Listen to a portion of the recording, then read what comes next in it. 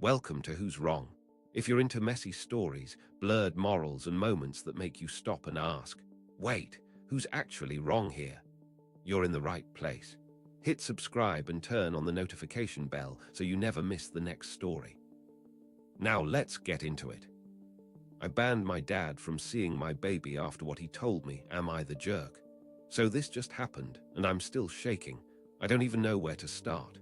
My dad, he's always been complicated. Always had strong opinions, always thought he knew best. But this is a whole new level. My baby Leo, he's 3 months old. He's everything to me, my whole world. And my dad, he wanted to be involved. I thought maybe this is it. Maybe he'll finally soften, be a grandparent. He came over last week for the first time since Leo was born. My mom was with him, thankfully. She's usually the buffer. She tries to smooth things over. The visit was going okay. Leo was asleep in his bassinet in the living room. My dad was holding him for a bit earlier, and I even saw him smile. A genuine smile. I actually felt a flicker of hope. Then my mom went to the kitchen to grab some coffee. It was just me and my dad in the living room. The TV was on low, just background noise. He looked at Leo, then at me, and he just sighs, a deep, heavy sigh. I asked him, "Is everything all right, Dad?" He shakes his head. Leo is. He's quiet, isn't he? I'm confused. He's a baby, Dad. He just naps a lot. My dad clears his throat. He shifts in his seat. No, I mean, he's not very boisterous. Not a lot of energy. Not like your cousin's boy. He's always laughing, always babbling. My heart started to pound. I had a bad feeling about where this was going. I tried to just let it go. Redirect. He's a calm baby. It's nice, actually, makes it easier on me. But he wasn't having it. He leaned forward, conspiratorially almost. He lowered his voice, like he was sharing some profound wisdom. Listen, honey, he said. You know, genetics, it's a funny thing. I just stared at him. My mouth was dry. I knew exactly what he was alluding to. My partner, Leo's father, is a different race than me and my dad. Completely different background. My dad has always been subtly, sometimes not so subtly, prejudiced. He'd make comments, little jabs. I always tried to ignore them, dismiss them as old man talk. But now, with my son. He continued, I just worry, He's not like us, he gestured between himself and me. He's got different genes. From his father's side, they're just different, physically, mentally. The blood drained from my face. I felt dizzy. I couldn't believe what I was hearing. He was comparing my newborn son, my innocent baby, to some racial stereotype. He was implying that my son was somehow less than because of his heritage, because of who his father is. I stood up. I couldn't sit there anymore. My voice was tight. What are you saying, Dad? He looked genuinely surprised by my reaction, like he thought he was being helpful.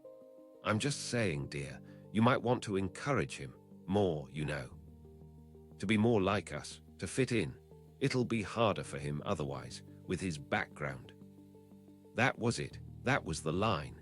I couldn't even form coherent words. My vision blurred. I picked up Leo from his bassinet. I held him close. Protectively, "Get out," I said. My voice was barely a whisper, but it was firm. He blinked. "What?" "Get out of my house," I repeated, louder this time. "You are not welcome here. Not if you're going to talk about my son like that." My mom came back then with the coffee. She saw my face. She saw my dad's stunned expression. She knew instantly something was wrong. "What happened?" she asked, her voice hushed. I looked at her, then back at my dad. He just told me my baby is genetically inferior because of his father's race. He said I need to change him so he fits in. My mom gasped. My dad started to protest. I didn't say that. I just meant he's different. No, I cut him off. You said he was not like us.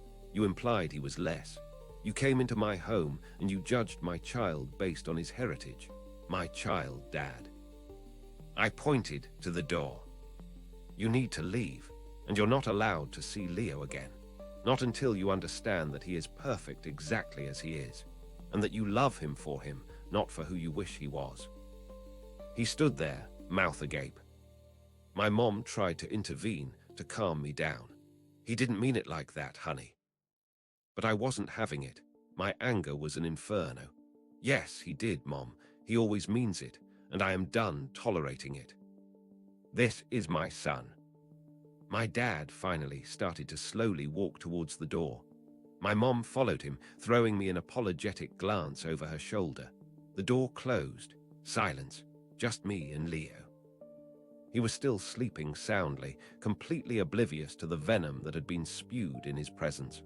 My heart is still racing. I'm furious, but I also feel a little bit guilty. He's my dad. But how can I let someone like that near my baby? Am I being too harsh? Is family blood thicker than this kind of prejudice? I just don't know if I can ever forgive him for that. So what do you think? Was I the jerk for banning my dad from seeing my baby after he said those things about his race? Commenter once said, "No way are you the jerk. Your first job is to protect your kid, and you did that perfectly." Family or not, hate speech about a baby is unacceptable. Commenter 2 said, while his comments were awful, maybe he just needs education. Banning him completely might make things worse, but you have every right to feel how you feel. Commenter 3 said, OMG, he absolutely crossed a line. Keep that toxic energy away from your child. He needs to learn that actions have consequences. I secretly read my fiancé's journal and found out the real reason he proposed. Am I wrong? Okay, so I know. Reading someone's private journal is a massive violation of trust. I get that. I truly do. And I feel awful about it. But I also feel completely broken, and I just don't know how to move forward. My fiancé, Mark, and I have been together for 4 years. He proposed 3 months ago. It was beautiful, on a beach at sunset. Everything I ever dreamed of. I said yes, of course. I thought he was the one, my forever. We are planning the wedding for next spring. Everything seems perfect. He's attentive, loving, and supportive. Or he was. Now I just don't know what to believe. He has this leather-bound journal. He's always had it, since before we even met. He keeps it tucked away in his nightstand drawer. I never, ever touched it. I respected his privacy. It was a rule, an unspoken one, but a rule nonetheless. Last night, he was out late with his friends. It was a stressful day for me. Work was crazy. I was feeling a bit down, a bit insecure. You know how it is, sometimes you just need a little extra reassurance. I was cleaning up our bedroom a bit, just tidying up. And the drawer to his nightstand was slightly ajar, just a tiny crack. And I saw the journal, it was right there. My heart started to pound. I told myself no, absolutely not, it's wrong. But this little voice in my head, it just kept nagging me. Nagging. I don't know what came over me. Maybe it was the stress. Maybe it was just a moment of weakness, but I pulled it out. My hands were shaking. I didn't open it right away. I just held it. The leather felt cool against my fingers. I could feel the weight of it, the weight of his thoughts, his private world.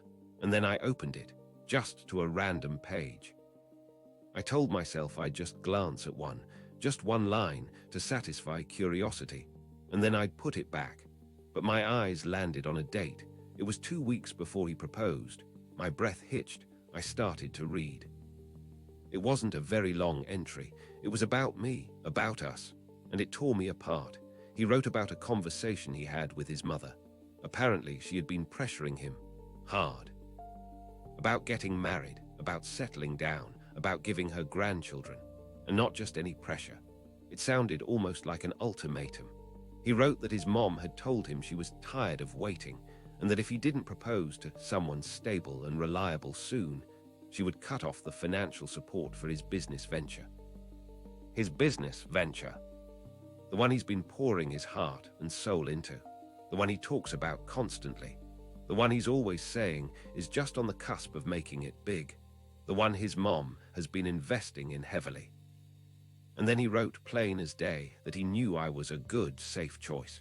That I was dependable. That I would make a great mother. He wrote that he didn't feel passionate love for me, not in the way he thought he should, but that he cared for me, and that marrying me would solve all his problems and appease his mother. My stomach dropped. I read it again, and again, the words blurred on the page. A good, safe choice. Dependable, solve all his problems. Appease his mother, not the love of my life, not my soulmate, not I can't imagine living without her. Nothing about passion, nothing about desire, just convenience and financial gain. I felt like I'd been punched in the gut. All the beautiful memories of the proposal, all the dreams we'd talked about for our future, shattered into a million pieces. I slammed the journal shut. I shoved it back into the drawer. My hands were still shaking.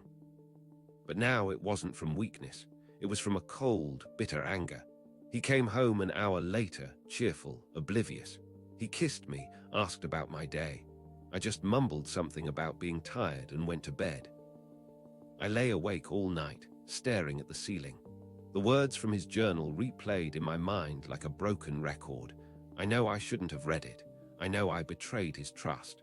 But what he wrote, it feels like an even bigger betrayal. He wants to marry me for money, to keep his mother happy, to keep his business afloat. Is my whole relationship a lie? Is he just using me? How can I marry someone knowing this? How can I even look him in the eye without yelling? I feel like a fool, like a pawn in his game. I don't know if I can ever trust him again, or if I even want to. Am I wrong for reading his journal? Yes, probably. But am I wrong for feeling completely devastated and betrayed by what I found? Is he wrong for proposing for those reasons? I just don't know what to do. So what do you think? Am I wrong for reading his journal, or is he wrong for proposing for all the wrong reasons? Commenter 1 said, "You absolutely violated his privacy, but what you found is way worse. He's using you as a meal ticket and a buffer from his mom. This is not how you start a marriage." Commenter 2 said, "Two wrongs don't make a right. You snooped. Now you have evidence he's a user." The big question isn't who's wrong, it's what you do next. Commenter 3 said, "He's wrong. You discovered the truth, albeit in a shady way. Don't marry this man. He doesn't love you, he loves your convenience." My best friend is using my mental health struggles for TikTok clout. Who's wrong? I don't even know where to begin with this. My best friend, Chloe, we've been inseparable since high school. She's always been the one I could go to for anything, or so I thought. Lately, I've been really struggling with my mental health. I have pretty severe anxiety and ongoing depression. It got particularly bad over the past few months. I was having panic attacks almost daily, and some days it was a struggle just to get out of bed. Chloe was there for me. Or again, I thought she was. She'd come over, bring me food, listen to me cry. She'd validate my feelings. Tell me it's okay not to be okay. It felt like she understood. She's a big TikToker. Not like famous, but she has a decent following. She posts about her life, her fashion, her opinions. And sometimes she posts about mental health awareness, which on the surface seemed great. I even thought, wow, she's really using her platform for good. But then things started to feel off. She'd post these incredibly vague but emotionally charged TikToks. Something like, "When your bestie is having a really tough day, just be there." And she'd film herself looking tearful or holding my hand with only my hand shown, thankfully, with sad music playing. At first, I didn't think much of it. She's just being supportive, right, and raising awareness. Then she started hinting specifically about my struggles, without naming me, of course. She'd say things like, "It's hard watching someone you love fight battles you can't see." Or, "My heart breaks for my loved ones dealing with debilitating anxiety." And the comments would pour in. "What happened? Who are you talking about? Are they okay?" And Chloe would respond, "It's not my story to tell, but they're getting through it. Send good vibes." She was getting a lot of engagement, a lot of sympathy, a lot of "you're such a good friend" comments. She even gained a bunch of followers. It started to feel exploitative, like my pain was her content. The breaking point was last week. I had a really severe panic attack. It was one of the worst I've ever had. I called Chloe because I was genuinely scared. She rushed over. She was amazing, talked me through it, held me. Later that evening, after I'd finally calmed down and was resting, she posted a TikTok. It was a picture of her looking exhausted with the caption, "Long night. Some struggles are silent, some are not. Just remember to breathe." And the background music was a super emotional, trending sound. What really got me was the little details. My faded blanket I was wrapped in during the attack, visible in a blurred background shot. The half-empty glass of water I'd been trying to sip, on the nightstand, clear as day. It was subtle, but I knew it was about me. She filmed it while I was recovering. The comments section was flooded. "Queen of empathy, you're an angel of a friend. So brave to share this." I saw red. I didn't say anything to her then. I was too exhausted, too overwhelmed. But the next day I confronted her. I said, "Chloe, I need to ask you something about your TikToks." She looked at me, all innocent. "Oh, which ones?" "The new outfit." "No," I said, my voice shaking a little. "The ones about mental health, about your bestie or a loved one."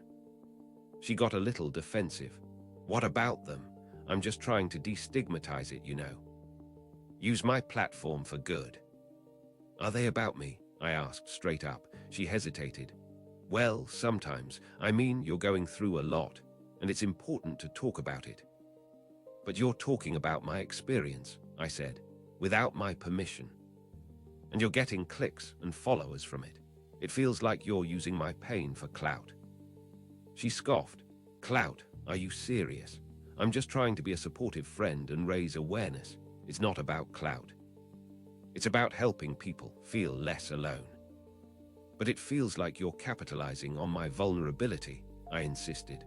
"That TikTok from last night, the one with my blanket in the background, while I was literally recovering from a panic attack, that was over the line, Chloe."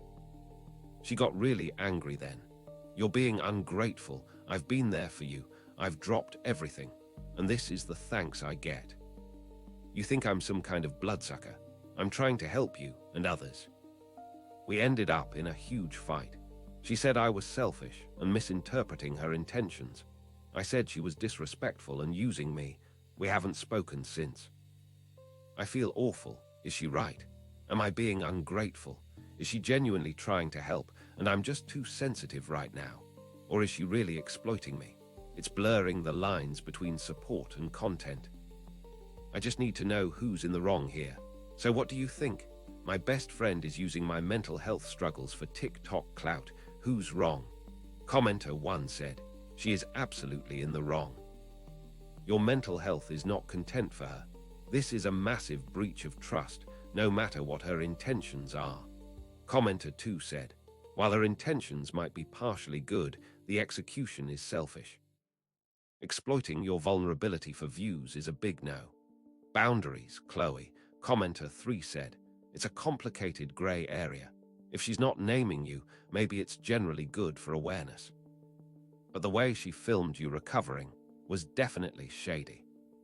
I refuse to help my sister hide her affair from her teen daughter, who's actually wrong here.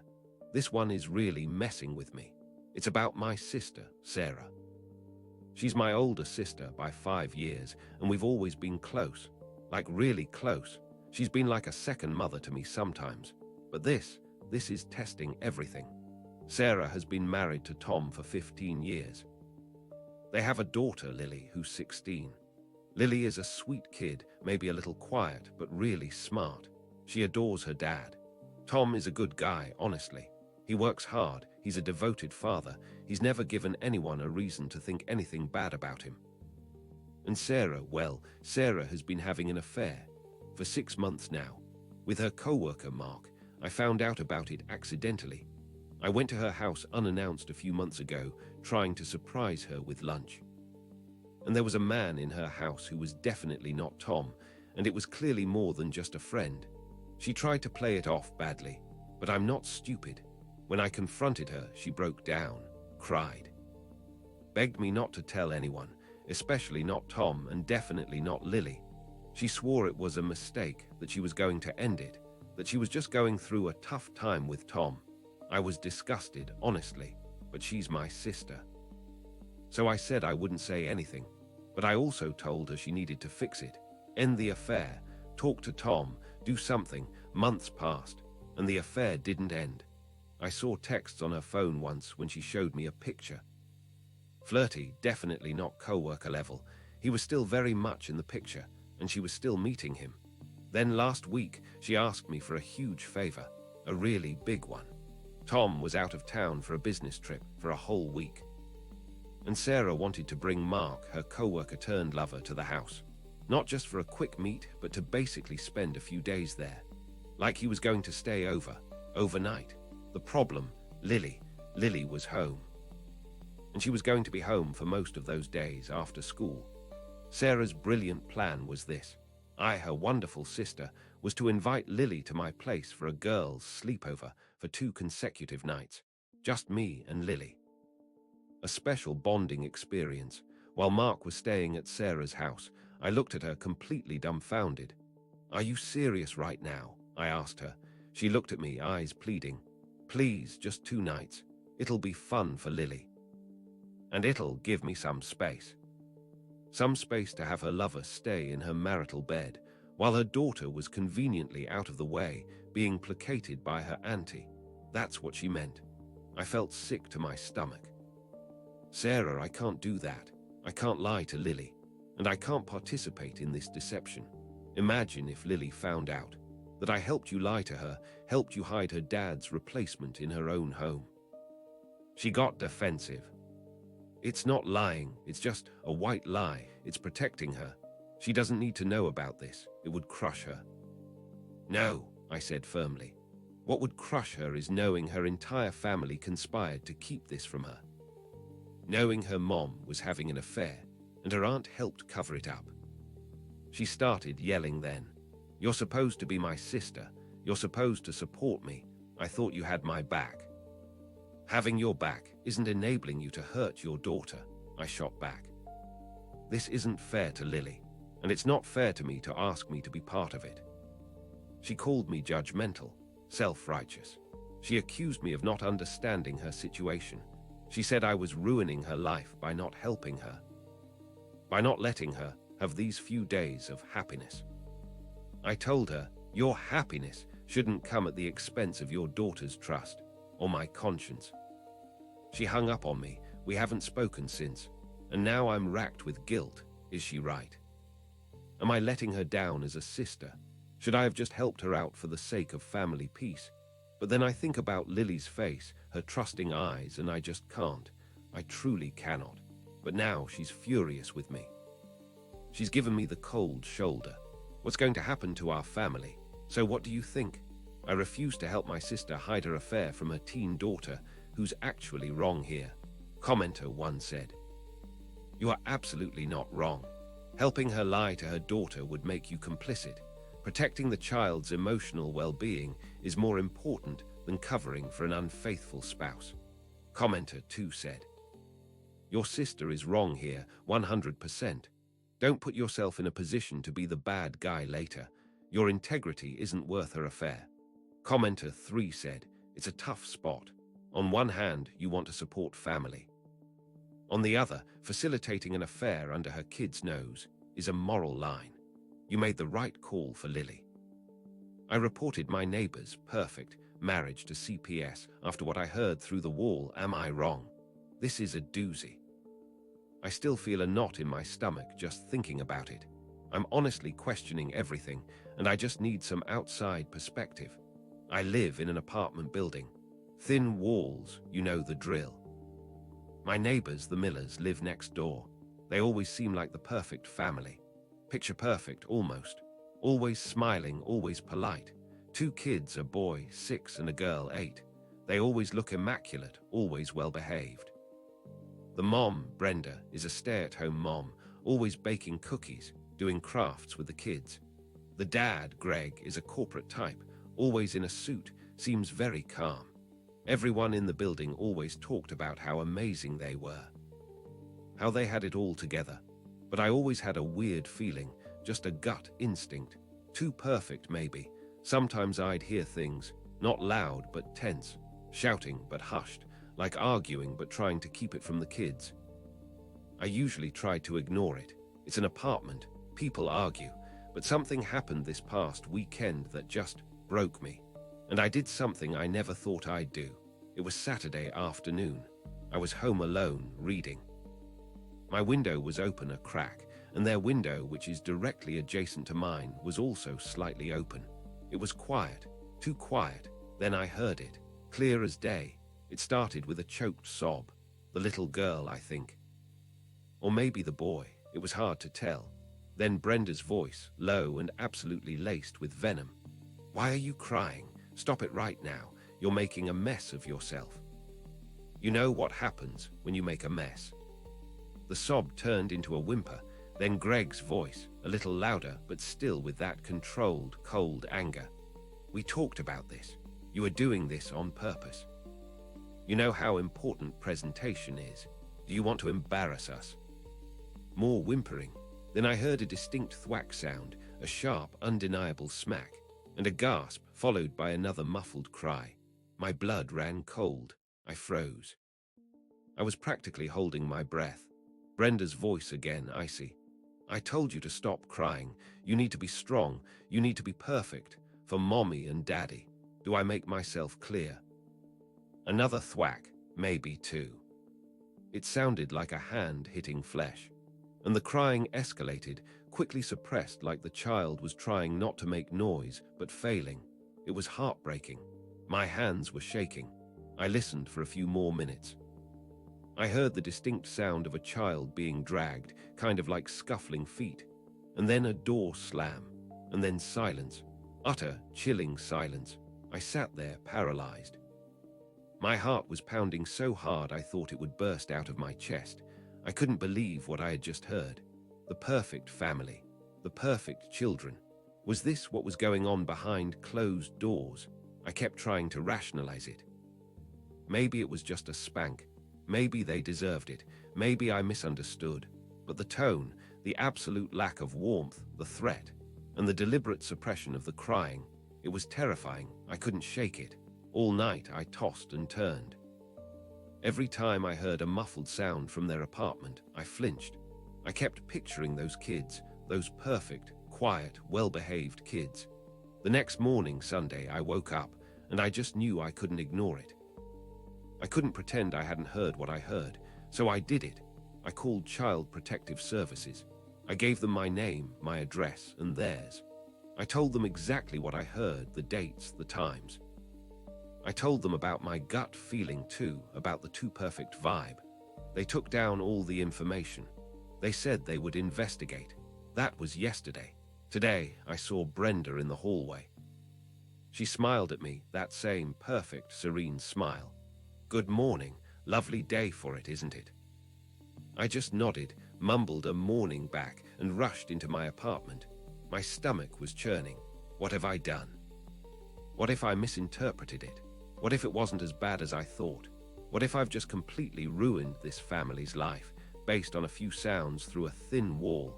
What if these kids are taken away? What if they find out it was me? I'm terrified of their reaction. But then I remember that controlled, venomous tone, the thwack sound, and the child's desperate, suppressed crying. And I think I just had to. Am I wrong for reporting them? Should I have just minded my own business? Did I jump to conclusions? I honestly don't know if I did the right thing or not. So what do you think? I reported my neighbor's perfect marriage to CPS after what I heard through the wall. Am I wrong? Commenter 1 said, "Absolutely not wrong. You heard physical abuse and a chilling tone. You did the only responsible thing. Those kids needed someone to speak up for them." Commenter 2 said, "CPS reports are tricky because they can tear families apart. But then again, if there's abuse, it's worth it. You had to follow your gut." Commenter 3 said, "Trust your instincts. The perfect families are often hiding the worst secrets. You might have saved those children from escalating abuse. No, you are not wrong. I refused to invite my mom to our wedding because of her trophy grandson obsession. Who's wrong? Okay, this is going to sound absolutely unhinged, but I swear it's my reality. I'm getting married in 6 months to my amazing fiancé, David. We're planning a small, intimate wedding, and my mom will not be there. Because I uninvited her, or rather, told her she wasn't going to be invited if she couldn't behave herself. And she can't. My mom has always been a bit much, a bit materialistic, very concerned with appearances. But ever since my older brother, Jason, had a son, Leo, 2 years ago, she has gone full-on, grade-A, obsessed grandmother. Specifically, obsessed with her trophy grandson. Leo is her world. And don't get me wrong, I love my nephew. He's a sweet kid, but my mom's behavior around him is just disturbing. She constantly posts about him on social media. My perfect little Leo, my pride and joy. He's going to be an astronaut and a CEO. She has professional photo shoots with him. She compares him to other kids, always in Leo's favor. Always talking about his intelligence, his looks, his superior genes, which is creepy on so many levels. Here's where it gets really dark. I have 2 daughters.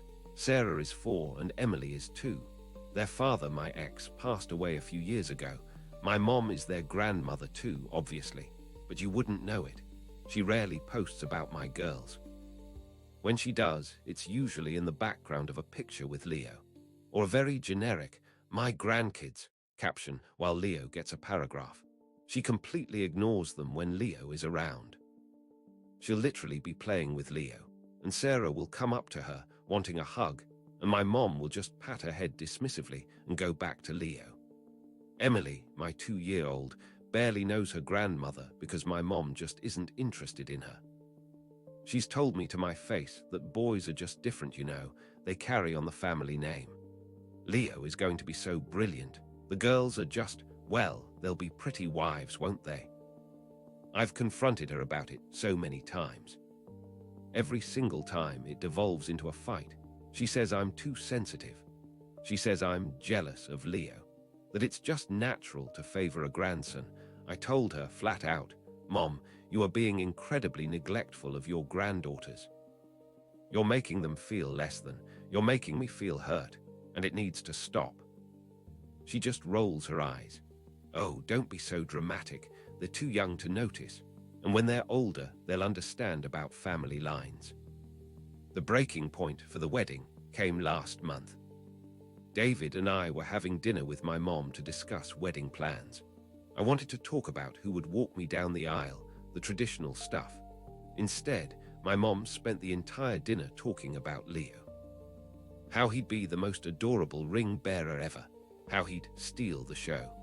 How everyone would be talking about my handsome grandson. I tried to interject. "Mom, what about my daughters?" I was hoping Sarah could be a flower girl. She waved her hand dismissively. "Oh, Sarah and Emily, sweet, but flower girls are usually a bit older, aren't they? And Leo, he has that presence, that charisma. He'll make the pictures spectacular."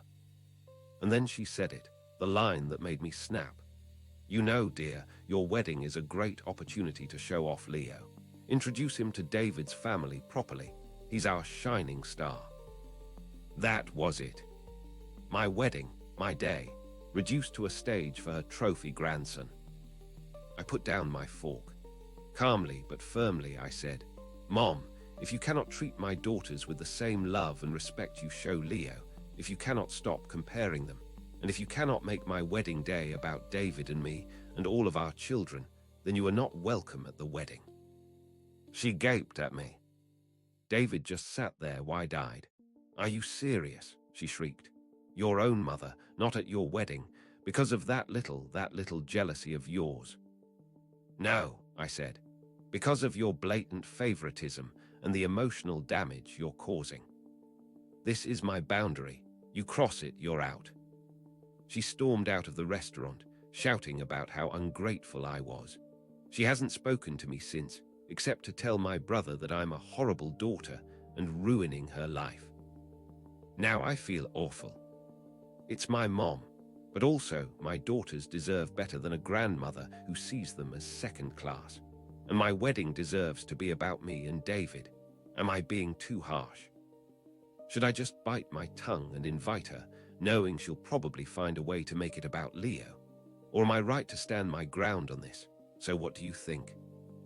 I refused to invite my mom to our wedding because of her trophy grandson obsession.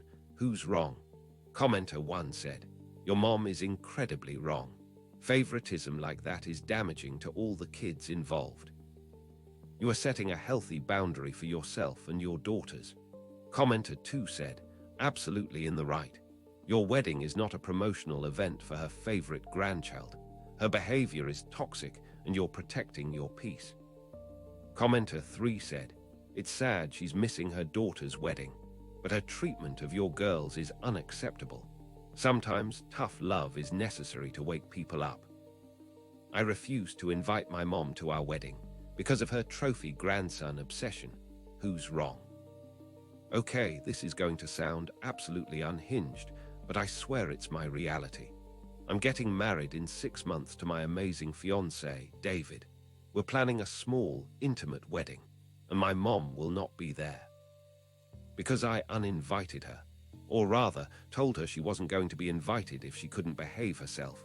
And she can't. My mom has always been a bit much, a bit materialistic, very concerned with appearances. But ever since my older brother, Jason, had a son, Leo, 2 years ago, she has gone full-on, grade-A, obsessed grandmother. Specifically, obsessed with her trophy grandson. Leo is her world. And don't get me wrong, I love my nephew. He's a sweet kid, but my mom's behavior around him is just disturbing. She constantly posts about him on social media. My perfect little Leo, my pride and joy. He's going to be an astronaut and a CEO. She has professional photo shoots with him. She compares him to other kids, always in Leo's favor. Always talking about his intelligence, his looks, his superior genes, which is creepy on so many levels. Here's where it gets really dark. I have 2 daughters. Sarah is 4 and Emily is 2. Their father, my ex, passed away a few years ago.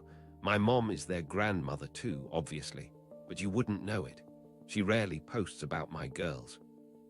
When she does, it's usually in the background of a picture with Leo, or a very generic, "my grandkids" caption while Leo gets a paragraph. She completely ignores them when Leo is around. She'll literally be playing with Leo, and Sarah will come up to her, wanting a hug, and my mom will just pat her head dismissively and go back to Leo. Emily, my 2-year-old, barely knows her grandmother because my mom just isn't interested in her. She's told me to my face that boys are just different, you know, they carry on the family name. Leo is going to be so brilliant. The girls are just, well, they'll be pretty wives, won't they? I've confronted her about it so many times. Every single time it devolves into a fight. She says I'm too sensitive. She says I'm jealous of Leo, that it's just natural to favor a grandson. I told her flat out, "Mom, you are being incredibly neglectful of your granddaughters. You're making them feel less than. You're making me feel hurt, and it needs to stop." She just rolls her eyes. "Oh, don't be so dramatic. They're too young to notice, and when they're older, they'll understand about family lines." The breaking point for the wedding came last month. David and I were having dinner with my mom to discuss wedding plans. I wanted to talk about who would walk me down the aisle, the traditional stuff. Instead, my mom spent the entire dinner talking about Leo. How he'd be the most adorable ring bearer ever. How he'd steal the show. How everyone would be talking about my handsome grandson. I tried to interject. "Mom, what about my daughters?" I was hoping Sarah could be a flower girl. She waved her hand dismissively. "Oh, Sarah and Emily, sweet, but flower girls are usually a bit older, aren't they? And Leo, he has that presence, that charisma. He'll make the pictures spectacular." And then she said it, the line that made me snap. "You know, dear, your wedding is a great opportunity to show off Leo. Introduce him to David's family properly. He's our shining star." That was it. My wedding, my day, reduced to a stage for her trophy grandson. I put down my fork. Calmly but firmly, I said, "Mom, if you cannot treat my daughters with the same love and respect you show Leo, if you cannot stop comparing them, and if you cannot make my wedding day about David and me and all of our children, then you are not welcome at the wedding." She gaped at me. David just sat there wide-eyed. "Are you serious?" she shrieked. "Your own mother, not at your wedding, because of that little jealousy of yours." "No," I said, "because of your blatant favoritism and the emotional damage you're causing. This is my boundary. You cross it, you're out." She stormed out of the restaurant, shouting about how ungrateful I was. She hasn't spoken to me since, except to tell my brother that I'm a horrible daughter and ruining her life. Now I feel awful. It's my mom, but also my daughters deserve better than a grandmother who sees them as second class. And my wedding deserves to be about me and David. Am I being too harsh? Should I just bite my tongue and invite her, knowing she'll probably find a way to make it about Leo? Or am I right to stand my ground on this? So what do you think? I refused to invite my mom to our wedding because of her trophy grandson obsession. Who's wrong? Commenter 1 said, "Your mom is incredibly wrong. Favoritism like that is damaging to all the kids involved. You are setting a healthy boundary for yourself and your daughters." Commenter 2 said, "Absolutely in the right. Your wedding is not a promotional event for her favorite grandchild. Her behavior is toxic and you're protecting your peace." Commenter 3 said, "It's sad she's missing her daughter's wedding, but her treatment of your girls is unacceptable. Sometimes tough love is necessary to wake people up." I threw my stepson's childhood dog back in his face. After he demanded I rehome my rescue. Am I the jerk? Okay, this is going to be messy, and I'm probably going to sound like a horrible person, but I just can't with the hypocrisy. I need to know if I completely lost my mind or if I was justified. I've been married to Tom for 2 years. We have a blended family. I have a daughter, Mia, who's 10, from my previous marriage. Tom has a son, Jake, who's 12. Jake lives with us part-time, weekdays mostly, and with his mom on weekends. When I moved in, I brought my dog, Luna. Luna is a rescue, a sweet husky mix. I got her a year before I even met Tom. She's my companion, totally bonded with Mia. Luna is well-behaved, crate-trained, doesn't jump, doesn't scratch. She's the best dog. Jake, Tom's son, has always been ambivalent about Luna. He's not mean to her, but he's not affectionate either. He mostly just ignores her. Which fine, not everyone is a dog person. Now here's the kicker. Jake also has a dog, or he had one. Buster. Buster is a scruffy terrier mix. He's probably about 10 or 11 now. He was Jake's childhood dog from before his parents divorced. When Tom and his ex-wife separated, Jake's mom kept Buster. Buster mostly lives with her at her house. Jake sees Buster when he's at his mom's place. But really, Buster is just there. He's old. He's got some health issues. He's mostly ignored by Jake and his mom. A few months ago, Jake's mom decided she didn't want Buster anymore. Said he was too old, too much trouble, too expensive. She contacted Tom, demanding he take Buster. Tom, being Tom, said sure, no problem. Didn't even consult me first.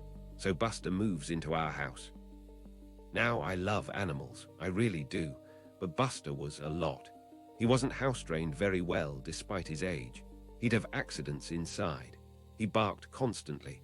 He would snap at Luna if she got too close to his food bowl. And he was really loud at night, pacing and panting. Frankly, he was disruptive. My home became stressful. Luna became anxious around him. Mia, who is usually so good with animals, even started complaining about Buster. And it was clear Jake wasn't really taking care of him. He'd leave his food bowl for me to fill. He'd barely acknowledge Buster. I tried to talk to Tom about it. Hey, this isn't working. Buster needs a different solution. He's not happy here, and he's affecting all of us. Tom just brushed me off. He's Jake's dog. We can't just rehome him. It would break Jake's heart. But Jake wasn't doing anything for Buster. He'd play video games, and Buster would be in the corner, barking, sometimes having an accident. It was usually me or Mia cleaning it up or trying to calm Luna down. Then, last week, I went to Tom again. Look, we need to find Buster a new home. A specialist rescue, maybe. He needs more than we can give him, and he's causing real issues in the house. Tom got mad. You expect me to just get rid of my son's dog? That's heartless. He's attached to Buster. I was exasperated. Attached. He ignores him. He doesn't feed him, walk him, or clean up after him. You do some of it, but mostly it's me. This isn't fair to Buster or to us. This next part is where I probably went nuclear. Jake came home from school right then. He walked into the living room, saw Buster napping, and just rolled his eyes. He said, Buster smells. Can we just send him somewhere, like to a farm or something? I was genuinely shocked. Tom immediately intervened. Jake, don't say that. But Jake, emboldened, turned to me. Yeah, actually, stepmom, can't you just rehome Luna? Then Buster can have her bed, and it won't be so crowded. She's your dog anyway. My blood ran cold. He wanted me to get rid of my dog. My Luna, who has done nothing but be a loving member of our family. So his neglected, aggressive, accident-prone dog could take her spot. I lost it. I absolutely saw red. I looked Jake dead in the eye. You want me to rehome Luna so Buster can have her bed? The dog you couldn't be bothered to care for. The dog whose mom dumped him because she didn't want him. The dog you just said you wanted to send to a farm. He started to sputter. Tom was trying to interrupt, but I wasn't done. I picked up Buster's worn-out, smelly dog bed from the corner. It was practically falling apart. I marched over to Jake and practically dropped it at his feet. Not literally in his face, but with considerable force and intent, symbolically throwing it at him. Here, I said, my voice shaking with anger. Here's Buster. He's your responsibility. If you want a dog in this house, you will care for him. You feed him. You walk him. You clean up his accidents. You pay for his vet bills. You train him. If you are not willing to do that, then maybe you should tell your mom to come pick up your dog. Jake looked completely stunned. Tom was furious. What's wrong with you? He yelled at me. That's his childhood dog. His childhood dog that he just said he wants to send to a farm, I screamed back. Don't you dare ask me to get rid of my dog when your son treats his own like trash. I walked away, heart pounding. Tom and Jake were both silent. I felt awful for losing my temper, but also completely spent. I'm tired of being the only one taking care of this ancient dog that no one else truly wants, even his own boy. Am I the jerk here for losing my temper and throwing the dog bed in Jake's face, for saying all that? I just felt like I couldn't take it anymore. So what do you think? I threw my stepson's childhood dog back in his face after he demanded I rehome my rescue. Am I the jerk? Commenter one said, no, you're not the jerk. Jake and Tom are being hypocrites and taking advantage of you. Jake literally said he wanted to get rid of Buster. He has no right to demand you rehome Luna. Commenter 2 said, while the delivery was aggressive, your frustration is valid. Jake demanding you rehome your pet while neglecting his own is truly infuriating. Commenter 3 said, NTA, you absolutely had a right to snap. Jake wanting to send his dog away but keep it at your expense and get rid of your dog. That's entitlement, not love for the pet. Make sure to subscribe and hit that notification bell so you never miss a new video from us. We'll see you in the next one.